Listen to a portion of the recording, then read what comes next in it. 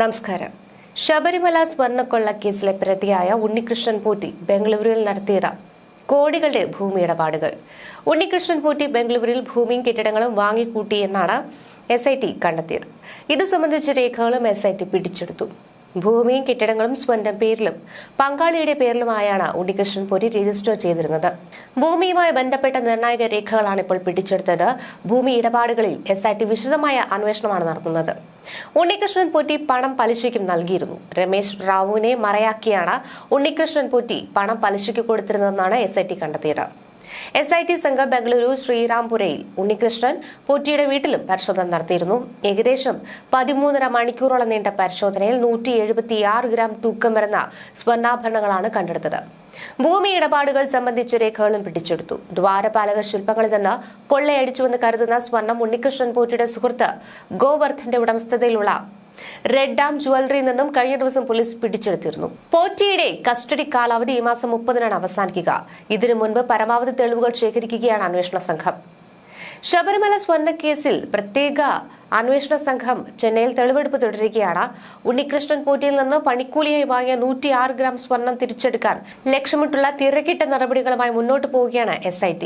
കഴിഞ്ഞ ദിവസം രാത്രി ഏറെ വൈകിയും ചെന്നൈയിലെ സ്മാർട്ട് ക്രിയേഷൻസിൽ പരിശോധനകൾ നടന്നിരുന്നു. പരമാവധി തെളിവ് ശേഖരിക്കുവാനുള്ള നീക്കത്തിലാണ് അന്വേഷണ സംഘം. ഇതിന്റെ ഭാഗമായി അന്വേഷണം ഊർജിതമാക്കിയിട്ടുണ്ട്. SP ശശിധരന്റെ നേതൃത്വത്തിലുള്ള പ്രത്യേക സംഘമാണ് ഉണ്ണികൃഷ്ണൻ പോറ്റിയെ ചെന്നൈയിലെ സ്മാർട്ട് ക്രിയേഷൻസിൽ എത്തിച്ച പരിശോധന നടത്തിയത്. ശബരിമല സ്വർണ്ണക്കൊള്ള കേസിലെ ഒന്നാം പ്രതി ഉണ്ണികൃഷ്ണൻ പോറ്റിയുടെ ബംഗളൂരിലെ വസതിയിൽ നിന്നും സുഹൃത്ത് ഗോവർദ്ധന്റെ ബെല്ലാരിയിലെ റെഡാം ജ്വല്ലറിയിൽ നിന്നുമായി 176 ഗ്രാം അതായത് 22 പവൻ സ്വർണ്ണമാണ് കണ്ടെടുത്തത്. ഇത് ശബരിമല ശ്രീകോവിലിലെ ശില്പങ്ങളിൽ നിന്നും വാതിൽപ്പാളിൽ നിന്നും കവർന്ന 2 കിലോ അതായത് 250 പവൻ സ്വർണ്ണത്തിൽ ഉൾപ്പെട്ടതാണെന്ന നിഗമനത്തിലാണ് പ്രത്യേക അന്വേഷണ സംഘം. സ്വർണം കോടതിയിൽ ഹാജരാകും. ശബരിമലയിൽ നിന്ന് കവർന്നതാണോ എന്നറിയാൻ ശാസ്ത്രീയ പരിശോധന നടത്തും. കവർന്ന സ്വർണം ആഭരണങ്ങളാക്കി മാറ്റിയെന്നും സൂചനയുണ്ട്.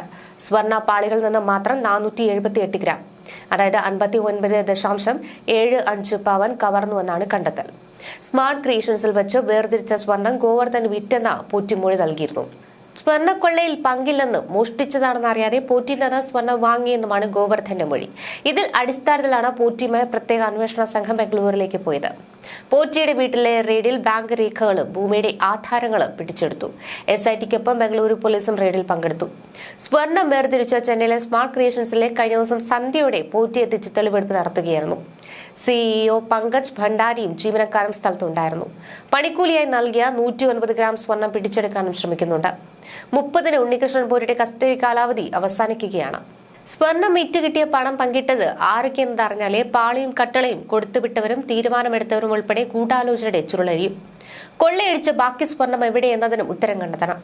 സ്വർണം വീണ്ടെടുത്തതോടെ ഗോവർദ്ധനെ സാക്ഷിയാക്കുവാനാണ് SITയുടെ നീക്കം. സ്വർണം വിറ്റെന്ന് പോറ്റി SP ശശിധരനോട് സമ്മതിച്ചിരുന്നു. സ്വർണം കണ്ടെത്തിയ ഗോവർദ്ധന്റെ ജ്വല്ലറിയുടെ ഉദ്ഘാടനത്തിന് പൂജ ചെയ്തതും ഭദ്രദീപം കൊളുത്തിയതും ശബരിമല തന്ത്രി കണ്ഠരര് മഹേഷ് മോഹനരാണ്. 2023 ജൂലൈ 3-നായിരുന്നു ഉദ്ഘാടനം. വീട്ടിൽ ഭഗവതി സേവയും ഗണപതി ഹോമവും നടത്തി. ശ്രീകോവിലിന്റെ വാതിൽ മാറ്റിവെക്കൽ സ്പോൺസർ ചെയ്തത് ഗോവർദ്ധനാണ്. വാതിൽ കൊണ്ടുവന്നതിനിടെ ഇളംപള്ളി ക്ഷേത്രത്തിൽ നൽകിയ സ്വീകരണത്തിൽ അന്നത്തെ ദേവസ്വം പ്രസിഡന്റ് A പത്മകുമാർ ഗോവർദ്ധനെ ആദരിച്ചിരുന്നു. ഉണ്ണികൃഷ്ണൻ പോറ്റി ക്ഷണിച്ചതനുസരിച്ചാണ് പൂജ ചെയ്തത്. മറ്റൊന്നും അറിയില്ല. ഗോവർദ്ധനുമായി മുൻപ് പരിചയമില്ല. താൻ വരുന്നതിന് മുൻപ് പോറ്റി ശബരിമലയിൽ സജീവമായിരുന്നു. അങ്ങനെയാണ് പരിചയമാകുന്നതെന്നാണ് തന്ത്രി കണ്ഠരര് മഹേഷ് മോഹനര് പറഞ്ഞത്. സ്വർണ്ണ തട്ടിപ്പ് കേസിലെ ശബരിമല മുൻ അഡ്മിനിസ്ട്രേറ്റീവ് ഓഫീസർ മുരാരി ബാബുവും അറസ്റ്റിലായിരുന്നു. CITU നിയന്ത്രണത്തിലുള്ള തിരുവിതാംകൂർ ദേവസ്വം എംപ്ലോയീസ് കോൺഫെഡറേഷൻ അംഗമാണ് അദ്ദേഹം. ചങ്ങനാശ്ശേരി പിറന്നേൽ ചെറിയ കടയായിരുന്നു മുരാരിയുടെ പിതാവിന്. ദേവസ്വം ബോർഡിൽ ജോലി കിട്ടിയ ശേഷം വലിയ സാമ്പത്തികം മുരാരിക്കുണ്ടായതായാണ് പ്രത്യേക അന്വേഷണ സംഘത്തിന് വിവരം ലഭിച്ചത്. ദേവസ്വം ബോർഡിലെ ജോലി കൊണ്ട് ഇത്രയും പണം സമ്പാദിക്കാനാകുമോ എന്നാണ് SIT അന്വേഷിക്കുന്നത്. മുരാരിയുടെ ബാങ്ക് ഇടപാടുകളിലെ അടക്കമുള്ള രേഖകളാണ് SIT ശേഖരിച്ചത്. പോലീസ് ജോലി ഉപേക്ഷിച്ച് മുരാരി ബാബു തിരുവിതാംകൂർ ദേവസ്വം ബോർഡിലെ ജീവനക്കാരനാവുകയായിരുന്നു. 1994-ൽ പോലീസിൽ ജോലി കിട്ടുകയും കോൺസ്റ്റബിളായി കണ്ണൂരിലായിരുന്നു ആദ്യ പരിശീലനം പൂർത്തിയാക്കിയിട്ടില്ല. 1997-ലാണ് ദേവസ്വം ബോർഡിൽ ജീവനക്കാരനായത്. ദേവസ്വം ബോർഡിലെ ഉയർന്ന പദവിയിലായിരുന്ന ആളുടെ സഹായത്തോടെയാണ് ഈ തുടക്കം. പിന്നീട് ഏറ്റുമാനൂർ ക്ഷേത്രത്തിൽ ക്ലർക്കായി സ്ഥിര നിയമനം നൽകി. വൈക്കം, ഏറ്റുമാനൂർ, തിരുനക്കര എന്നിവിടങ്ങളിലെ ഉത്സവങ്ങൾക്ക് സ്പെഷ്യൽ ഓഫീസർ തസ്തികയിൽ സേവനമനുഷ്ഠിച്ചു. 3 ക്ഷേത്രങ്ങളിലും ഉത്സവത്തിന് ആനകളെ കരാറെടുപ്പിക്കുന്നതിൽ ക്രമക്കേട് നടത്തിയതായി പിന്നീട് കണ്ടെത്തി. ക്ഷേത്രത്തിലെ സ്വർണ്ണ രുദ്രാക്ഷമാല കാണാതായതും ശ്രീകോവിലിൽ തീപിടിച്ചതും സ്വർണ്ണപ്രഭയിലെ 3 നാഗപ്പാളികൾ വിളക്കിച്ചേർത്തതും മുരാരി ജോലി ചെയ്ത കാലയളവിലാണ്. പഴയ തറവാടിരുന്ന സ്ഥലത്താണ് 2019 മുരാരി വലിയ വീട് നിർമ്മിച്ചത്. 1.5 വർഷം കൊണ്ട് നിർമ്മാണം പൂർത്തിയാക്കി. ശബരിമലയിൽ സ്വർണ്ണക്കൊള്ള നടന്നതും ഈ കാലഘട്ടത്തിൽ തന്നെ. വീട് നിർമ്മാണത്തെക്കുറിച്ചും SIT അന്വേഷിക്കുകയാണ്. മുരാരി ബാബു പെരുന്നയിൽ കോടികൾ ചെലവിട്ട് നിർമ്മിച്ച സ്വന്തം വീട്ടിലേക്കുള്ള തേക്കുതടികൾ വാങ്ങിയത് ക്ഷേത്ര ആവശ്യങ്ങൾക്കെന്ന് തെറ്റിദ്ധരിപ്പിച്ചെന്നാണ് റിപ്പോർട്ട്. തിരുനക്കര, ഏറ്റുമാനൂർ ക്ഷേത്രങ്ങളിലേക്കും ദേവസ്വം ഗസ്റ്റ് ഹൌസിലേക്കുള്ള പണികൾക്കും തേക്കുതടികൾ ആവശ്യമാണെന്ന് പറഞ്ഞ് ബന്ധപ്പെട്ടത് കോട്ടയം നട്ടാശ്ശേരിയിലെ വനവകുപ്പിന്റെ തടി ഡിപ്പോയിലാണ്. എന്നാൽ അവിടെ തടി സ്റ്റോക്കില്ലെന്ന് പറഞ്ഞതോടെ പരിചയത്തിലുള്ളവരുടെ ഡിപ്പോയിൽ നിന്ന് ഏർപ്പാടാക്കി തരാൻ മുരാരി ബാബു ആവശ്യപ്പെട്ടു. വനംവകുപ്പ് ഉദ്യോഗസ്ഥർ വിളിച്ചു പറഞ്ഞതോടെ ഈ ഡിപ്പോയിൽ നിന്ന് തടി നൽകി. എന്നാൽ തിരുനക്കരയിലും ഏറ്റുമാനൂരിലും ഈ സമയത്ത് ഇത്രയധികം തടിപ്പണികളൊന്നും നടന്നിട്ടില്ലെന്നാണ് ദേവസ്വം ഉദ്യോഗസ്ഥർ പറയുന്നത്. ഏറ്റുമാനൂർ ക്ഷേത്രത്തിലെ പടിഞ്ഞാറേ നടയിലെ കട്ടിള മാറ്റാനായി പാഴ്ത്തടി എത്തിച്ചെങ്കിലും ഉപദേശക സമിതിയുടെ എതിർപ്പ് മൂലം പണി നടന്നില്ല. 2019 പെരുന്നയിൽ 2 നിലകളുള്ള വീട് മുരാരി ബാബു നിർമ്മിച്ചത്. വീടിന് മാത്രം 2 കോടിയോളം രൂപ ചെലവിട്ടിട്ടുണ്ട് എന്നാണ് കരുതുന്നത്. തടി ഉരുപ്പടികൾ ഉൾപ്പെടെ മുന്തിയ സാധനങ്ങൾ മാത്രമാണ് ഉപയോഗിച്ചിട്ടുള്ളത്. ശബരിമലയിൽ നിന്ന് സ്വർണ്ണപ്പാളി കടത്തിയതും വീട് നിർമ്മിച്ചതും ഒരേ കാലയളവിലാണെന്ന് അന്വേഷണ സംഘം കണ്ടെത്തി. അതിനാൽ തന്നെ വീട് നിർമ്മാണത്തിനുള്ള സാമ്പത്തിക സ്രോതസ് സംബന്ധിച്ചും അന്വേഷണം നടക്കുന്നു. കഴിഞ്ഞ ദിവസം മുരാരി ബാബുവിനെ കസ്റ്റഡിയിലെടുത്തതും പെരുന്നയിലെ വീട്ടിൽ നിന്നായിരുന്നു. അതേസമയം മുരാരി ബാബുവിനെ കസ്റ്റഡിയിൽ കിട്ടാൻ പ്രത്യേക അന്വേഷണ സംഘം കോടതിയിൽ അപേക്ഷ നൽകി. 2019 ശബരിമലയിലെ കട്ടിളപ്പാളി, ദ്വാരപാലക ശില്പങ്ങൾ എന്നിവയിലെ സ്വർണം പൊതിഞ്ഞ പാളികൾ പുറത്തുകടത്തി സ്വർണം കവർന്ന കേസിലാണ് മുരാരി ബാബുവിനെ അറസ്റ്റ് ചെയ്തത്.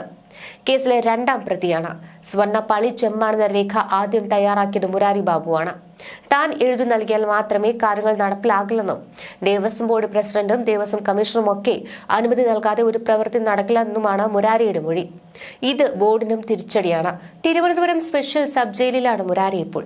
ശബരിമല സ്വർണ്ണ കവർച്ചയുമായി ബന്ധപ്പെട്ട 2 കേസുകളിൽ പ്രതിയായ ദേവസ്വം ബോർഡ് മുൻ അഡ്മിനിസ്ട്രേറ്റീവ് ഓഫീസർ B മുരാരി ബാബുവിനെ 14 ദിവസത്തേക്കാണ് റിമാൻഡ് ചെയ്തത്. മഹസറിൽ തിരിമറി നടത്തി മുരാരി ബാബു മനഃപൂർവ്വം സ്വർണ്ണപ്പാളി എന്നത് ചെമ്പുപാളിയാക്കിയെന്നാണ് റിമാൻഡ് റിപ്പോർട്ടിൽ പറയുന്നത്. ശ്രീകോവിൽ നിന്നും തന്നെ മുതൽ മോഷ്ടിക്കാൻ ഗൂഢാലോചന നടത്തി, ഭക്തരുടെ വിശ്വാസം വ്രണപ്പെടുത്തി, ക്ഷേത്ര സമ്പത്ത് ദുരുപയോഗം ചെയ്യുവാൻ ഒത്താശ ചെയ്തു, ശബരിമലയുടെ പ്രശസ്തിക്ക് കോട്ടം തട്ടാനിടയാക്കി എന്നീ ആരോപണങ്ങളും റിപ്പോർട്ടിലുണ്ട്. 1998 ശബരിമല ശ്രീകോവിൽ സ്വർണ്ണം പൊതിഞ്ഞ സമയത്ത് തന്നെ പാളികളിലെ സ്വർണം സംബന്ധിച്ച് മുരാരി ബാബുവിന് അറിവുണ്ടായിരുന്നു എന്നതാണ് ഈ റിപ്പോർട്ടുകളിൽ തന്നെ വ്യക്തമാകുന്നത്. 2019 ശബരിമലയിലെ കട്ടിളപ്പാളി, ദ്വാരപാലക ശില്പങ്ങൾ എന്നിവയിലെ സ്വർണ്ണം പൊതിഞ്ഞ പാളികൾ പുറത്തുകടത്തി സ്വർണം കവർന്ന കേസുകളിലാണ് മുരാരി ബാബുവിനെ അറസ്റ്റ് ചെയ്തത്.